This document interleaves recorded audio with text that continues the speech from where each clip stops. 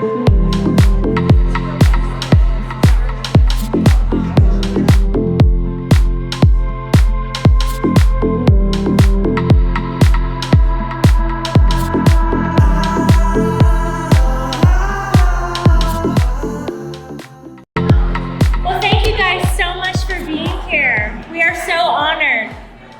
so many people in the room today that hold a special place in the journey of my mother, Rebecca, and this family. Whether it was at the very beginning in its first obstacles to the most recent victories, we are so honored to have you here today. You know who you are. You're very special to us in this family. Thank you for being here. This is a momentous occasion. We're so excited that you're here to celebrate with us. I want to welcome up our beloved pastors, Rob and Laura Koch. Rob and Laura, can you come up, please?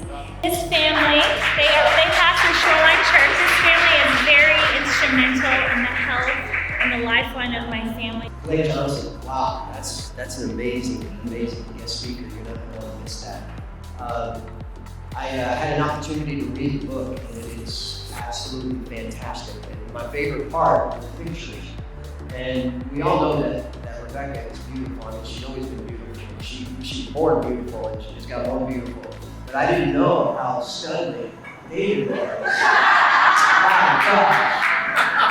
Anyway, let's pray. Father, we just thank you so much for the wonderful opportunity to celebrate this monumental achievement, the writing of a story.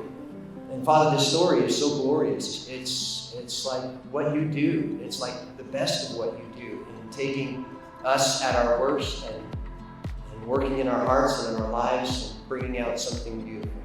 This journey's been phenomenal. As Pastor Rob was mentioning, the story in the book is it's surreal. I've lived it, I've seen it. I met Rebecca when she was 19 years old, and she was not quite this polished, let me just say that. And the hood was really the hood. Back in the day, East Austin was the hood. I mean, you couldn't give a house away for $25,000 in those days. Today, the dirt's worth $500,000, just the dirt in that area of the city. So, but to watch Rebecca on this journey, for me, having that front row seat, as I kind of mentioned in the book, has been just an awe factor for two reasons. That there is a living God that works in our lives in a very real, individual way. So powerful when we allow him to. And then for her to be open enough to respond to these different steps that she had to take, that she was intentional to take for herself, number one. Once we came together, she had this incredible, beautiful princess here. That was my bonus package when we married. Crystalina was about 2.5. And, what a special gift that came with Rebecca. But I had a lot to learn as a single 31-year-old man, being an instant father. But what I marvel at is Rebecca's early patience, with our marriage and our growth. We went through quite a bit of challenges and struggles to learn how to navigate the marriage and family life, and then the career life. But what's amazing to me in the career life is, as she progressed in her steps in her career, a step at a time, each job got bigger and bigger. And what I have to say is, along the way, she was still able to, navigate and keep her family priority. We didn't lack, her kids didn't lack love. I didn't lack anything. Now, were there hiccups along the way? Oh yeah, there was a few hiccups. When you have a two working parent home and young kids, things don't get covered like you kind of want them to. And just some fun stuff. For example, we'd be getting ready. We both worked in Washington in the district together. And so we'd get up at 5:30 in the morning and get ready to go to work to drive in for the commute, which is about a 30-minute drive from where we lived in Manassas, Virginia. And so Rebecca would be making the lunches about 6 in the morning or so. And, she's probably half asleep most of the time. Anyhow, our son Caleb would come home and go, "Mom, what are you doing? She goes, what's wrong? She goes, I was eating my sandwich and the cheese was full of plastic and I couldn't chew it. And because she would forget to take off the single wrappers, so off the individual slices of cheese. Yeah. And so, those kind of things would happen occasionally, or we'd forget to leave the house key and have to leave the district and go home and things like that, just little hiccups. But along the way, I can just say that Rebecca was always very focused on making sure the family needs came first. She didn't put her career first. She had a priority of things. Of course, God and family became before everything else. And because of that, I think our family life was very balanced. And that's not an easy thing to do when you have, again, two working parents that have two high-level positions that are very stressful. And of course, her jobs are extremely stressful, not that her bosses were hard to work for, but it's just that the job itself, the job required a lot of focus and attention to detail. So today, as we recognize, this special day, the book is incredible. I'm not going to hype it, there's going to be parts of it you're going to think, how in the world can you come out of that? How in the world can you not be jaded from growing up a certain way, or without a foundation, or without structure, or how do you overcome those obstacles, to rise to certain success? And I'm not just talking about financial, I'm talking about home life, family, relationships. Those are the richest treasures of life, right? More important than our finances. But thank God for the finances. I enjoy them. But and my family does too. Hello. Yeah, we do. Yeah, we do. All right. Anyhow, without further ado, guys, I just wanted to say another thank you. Thank you for being here. Thank you for celebrating with us. Thank you for coming such a long distance to be with us today. And, we greatly appreciate it. Thank you. I am so excited to be here with y'all today.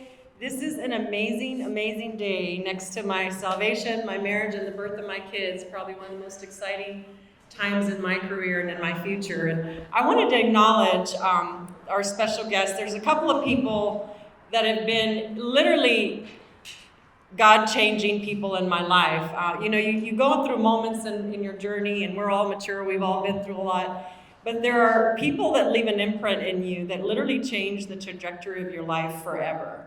And I wanted to acknowledge those people today. You met the spiritual couple, Rob and Laura Koch, have been our pastors for 25 plus years. I think we started with them when they were over at Koenig Lane, for those of you that know Shoreline. And David and I really learned a lot in our marriage from them. And really, my husband would not be the man he is today, Pastor, without, because every time I'd say, can't you be more like Rob? Can't you be more like Rob? And he would just glean from you. So thank you for your leadership. There is a woman that knew me when I was literally below ground zero, and she is the reason that I became successful in my state government career. She drove in all the way from Dallas, Donna Reynolds. You will see Donna in the book. Donna, wave at everybody. Let me tell you, this precious soul, when I started working for Donna, she came in when Kay Bailey Hutchinson, right after Ed Richards left to be governor. Kay took over. She really took me under her wing and literally changed the trajectory of my life. You'll read about her in the book. She's in the first couple of chapters. I learned how to dress, how to walk, how to talk, get rid of my gum, get rid of my blue eyeshadow and my ponytail, wear my hair in a bun because of Donna Reynolds. I had my Donna Reynolds look back then. And she was the HR director for Kay Bailey at the time. And there wasn't a moment in my career or in my personal life when I would come to the office just in tears because we were going through a lot in our early marriage. I didn't know how to deal with my mom and forgiveness. And Donna would take hours of her time on payroll to sit and mentor me and coach me through those difficult times. And she is literally amazing. You'll again read about her, but Donna, I love you so dearly. The fact that you drove up from Dallas is just amazing. And you all will meet Clay Johnson. So between Donna and Clay, I was sandwiched in between two of the most powerful people in my life that literally left an imprint. The first 10 years of my life, the last 20 of my life, and it's so important to have good people around you that will believe in you, even when you don't believe in yourself, and even when you don't feel like you have the goods, that will say, you have potential, and I believe in you. And guess what? I'm going to give you a chance in your career. And these two people gave me a chance in my career. I want to tell you a little bit about why I wrote Lost Girl, and then I'm going to bring Clay up, and we're going to do a little chat with you. He's going to share some cool stories. But I wanted people to understand that even through tragedy, mistakes, failures, difficult life circumstances, or lack of whatever it is you lack, there are still ways to pave your own path and to break through all of those barriers and issues and things that happen. And that there's no excuses to rise above failure and succeed, like literally no excuses. So my book is centered around 4 key messages.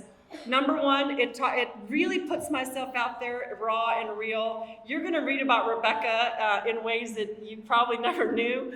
Pastor Rob, when he finished reading the book, called me on my cell and said, "Oh my God, like seriously, you put yourself out there." I think that's what you said. And I did, because I really wanted people to understand that there's nothing you can't overcome. And nothing should allow us to hinder us from our future. And when we do make mistakes, we will use them as an opportunity for growth and self-empowerment and self-transformation. So with the right mentors, with the right strategy, with the right vision, and with the right grit and faith, you can really accomplish anything. I am a product of the great American dream. Literally, when you look at my life, and I look at my life, I represent the great American dream. Anything can be achieved with God-fueled potential, but also self-ownership and self-transformation. And all of those things are layered in the book. I started the book, Michelle was just my strategist in this, and we started with the vision of a how-to, kind of a self-help book. And after we got into the story with the ghostwriter, it was very clear we have to tell the whole story. And in order to do that, we can't do the self-help book. We've got to just tell the story. And then the self-help portion comes at the end. But the story is raw and real, and I hope it encourages you. I would love for you, if you are encouraged by it, to share it. And to share it with those that you need to hear that message of power and of impact and of self-transformation. Shame on us, on David and I, if we take all the success and we walk away and just live a life happy-go-lucky, right? So our vision and our purpose is impact, and it's just the number 1 vision, it's impact. If it doesn't create impact, then I'm not interested in it. And those of you that know us know that we're all about impact. And so I do hope that the story impacts the right people. In my mind, I only needed that impact 1 person, Donna. You impacted me. And now, if I can impact 1 person, I'm happy with what I've done on this earth. I want to introduce now Clay Johnson. This is a man who, he is literally bigger than life. And I was intimidated by him. Bigger. I'm telling you, this man, when I first met him, Donna, he was Donna's boss. And when Donna left to go be another director, she recommended me for the director of HR for Governor Bush. And through Donna, I met Clay, and literally I was so terrified of Clay. First of all, his credentials alone, Clay is not only an MIT grad, but a Yale grad. He's brilliant. He's like a mathematician, brilliant guy. And so super intimidated, but he has a broke voice, you'll hear his voice. And he just was no nonsense.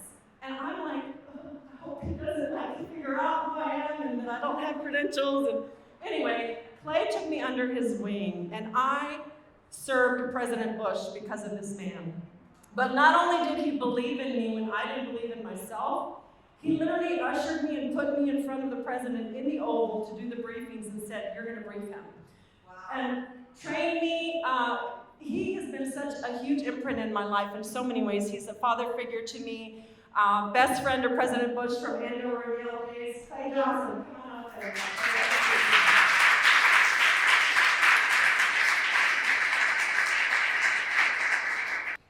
I worked in the appointments office for Governor Bush for 4.5 years, which is fabulous. And then I worked in presidential personnel for the first 2 years of his presidency. So I had 6.5 years of helping the governor and president find people to do the work, and it was a fabulous process. There were 4 things she's done professionally since I've known her.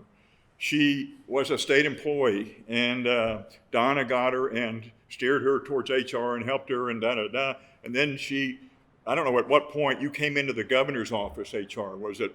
Through Donna. But was it, you were there the whole time Bush was governor? Mm-hmm. Oh, you were, okay.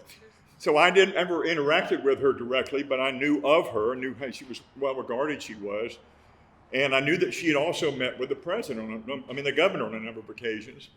And so, talk about one of the questions of how were you selected to go to Washington, and she attributes this to me. It was the governor's idea, and not that I disagreed with it. I hadn't even started thinking about it yet, but he was mentally playing games and wondering whether who's the best local staff people and so forth to be asked to go do something and help make America even greater up in Washington. And Rebecca was one of the people he recommended. State employee. Then she goes to D.C. The job that we asked her to do, I asked her to join my group. I was going to be in charge of. After the transition was over, I was executive director of the transition. After that was over with, I was to go be the head of presidential personnel, which was the federal version of what I'd done for him for 4.5 years in Austin. And so I asked Rebecca to come in. She had no prior experience with this. She had interviewed people and so forth and so on. And Donna spoke highly of her, and the president liked her. That's reason enough right there. Those 2 things, enough reason to be on my team. And it was a group. There was a staff of 3 or 4 people that recommended, researched, and identified people who wanted to be considered for appointment to a federal board or commission. And there are 800 or 1,200 of these positions, and 800 of them are Senate confirmed or something like that. And so she was putting this team together. And she did a fabulous job. And I'm going to tell you I'll tell you a few stories now. What made this fabulous was, look, there was a lot of pressure in this. One, you're dealing with people and you're talking to people that are fancy people. I mean, they're the head of this and the number 2 person over there and or they're an elected official here and they want to be doing these different things. And they're talking to them, and meanwhile, the people that are talking to them, but anyway, this is the first time they've talked to anybody who represents the president. So they're under a lot of pressure. I don't care how fancy you are. When you're talking to somebody who is the president's representative about coming to work underneath the president in some capacity, they're on point, and you better be, resolved in your commitment to doing a really good job. And she did it. And so the other thing about it is, once a week you go into the Oval Office, and there's typically a 30-minute meeting with the president to hear recommendations from the people on the board, people in presidential personnel. And so the Oval Office, everybody's seen pictures of the Oval Office. The setup is in front of the fireplace. There are 2 chairs. The president sits there, the vice president there. There are sofas here and here, and then chairs back here, and his desk is back there. And so I'm typically sat there, and Rebecca was sitting next to me here, and Andy Card sits there. And so the first time she went in there, most of the people, when the first time they go into the Oval Office to talk, I don't care what you've done, they are like throwing up in the restroom, and it's just, she was great as a, state governor's HR person, boards and commissions and PPO, Treasury Department. She wasn't officially the head HR person, but she was in effect the chief HR person. And then the 4th example of her, the excellence in consulting and management of people, has been the last 10 years with their business, Avant-Garde. And it's a testament to how she started it. One, that she started it, but also why they've been successful. And there are two primary reasons for it, as I understand it. One, as we've said, she had $1 for every time we've been talking about how effective she is today. But effective at bringing people in, preparing them, grooming them, educating them, and coaching them, counseling them, mentoring them to work together effectively, and so forth and so on.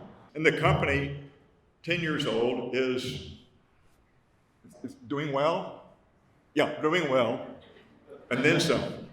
But again, it didn't just happen. So again, just at every level, success. So that's what I know firsthand, and I know nothing about what happened before the last 10 years, but I'm about to find out. She's a problem solver. She works with her people, does not do her thing to her people. She does not order them around. She's wise, proactive, courageous, hard worker.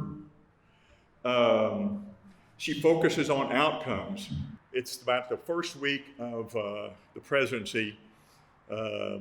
Rebecca asked to come over and see me. She came over and said, and she had been come to Washington, and she'd been working on the transition stuff in the first, maybe for the month of January, a little bit of December, maybe, to kind of get find out what presidential personnel was going to be like. And she, and so she was moving into the offices and trying to decide who to bring to her staff. And she said, and she was approached by, is it Secret Service or FBI? FBI. So the FBI gives you an application you fill out, and then they do extensive background checks because they want to know whether you are qualified to get a security clearance, because you can't be in the presence of the leader of the free world without a pretty good level of security clearance. And are you allowed to see this sensitive information and so forth? And so Rebecca filled it out and looked at some of the questions that they asked her. And she knew about her background. I had no knowledge, and still have no knowledge about her background. And she came to me and said, "Clay, I need your help." I said, "What?" She explained background check, and she said, "They want to know my background, and I don't want to go into the details now because I'd be here for a day and a half or something. But it's not a pretty picture." Rebecca told me the other day several of her girlfriends had read your book, or read the first part of your book, and said, "Why don't you tell them the phrase they use?" Or, Damn, girl, you've been through a lot. well, another obscene word was used. She came to me and said, "Well," I said, "So what do you want to do? What can we do?" And I said, what is, but I also have success here and so forth, and the governor, now president, has confidence in me. You will soon, as we work more together, will have confidence with me. I can, like Don and Denise has confidence in me, so on and so on. I want to be seriously considered for this, and I don't want them to look at this and go, "Well, this is unacceptable. I've never seen anything like this. We're not going to go this way." I don't want them to be surprised and to make a knee-jerk reaction. "Can you help me?" And I said, "Yes." So I walked down the hall, literally from here to the door, and Tim Flanagan was the deputy White House counsel, and this is in the White House, the West Wing. And I went in, and he had a moment to see me, and I explained, Rebecca Contreras, and he said, very unusual background and a lot of things that are not deemed acceptable, et cetera, et cetera, et cetera, and afraid that you all would respond with a knee-jerk reaction. You don't want you all to be surprised. I'm going to fill you in. One, be prepared, this is coming. Number two, the president recommended that we bring her to Washington when he was governor. His confidence is in her, and I know her to be effective, and the people that have worked with her to be so highly of her. And he said, okay, thank you. This is letting me know, so I'm not surprised. It's really good thinking. Well, it was his idea. Really good He thinking. said confess. Really good thinking. They came back, and anyway, so 3 weeks later or something, I get a call from Tim. He said, Clay, why don't you come on down the hall? Let's talk. I said, went down there, and he said, all right, we got it. I'm really glad you gave me the heads up because this is very unusual. But there's nothing that says she shouldn't be considered seriously, which she is being, because of you all recommending her for this job. And so we are willing, we are ready to clear her for this position, if that's what you wanted to do. And we did, and then she did, and then all this other stuff happened. I'm not sure many people would say, I'm going to bring this to light with all the officials and stand up and make my case. That's what she did. And not many people would be that, what are the words? Courageous, proactive, wise, people that would stand tall and move things forward when it didn't look like it was going to be easy. And the best example I can think of is getting her through clearance. She made it happen by getting everybody all prepared for the information so that they didn't respond excessively negatively to it. Rebecca has been a big part of the governor's office and a really big part of the federal government work up there for George W. Bush. And it's such an honor for me to be here to sort of set up what her book is about, which is here's somebody really talented, really successful at what she does. Now let's find out where she came from. I can't wait to read the book.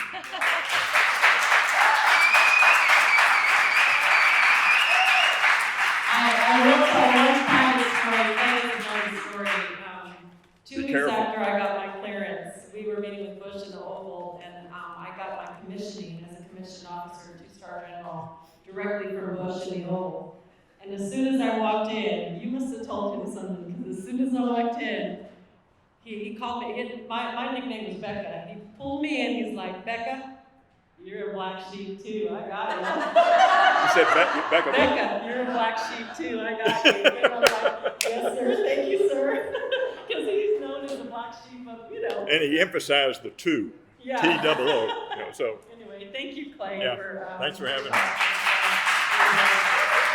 Thank you for coming on this momentous occasion to celebrate this special day with us. We're so thankful that you're here and took the time out to share this time with us. And so, I just want to give one last, congratulations to Rebecca and the success of all that's taking place here today. Can you just say thank you one more time, all together?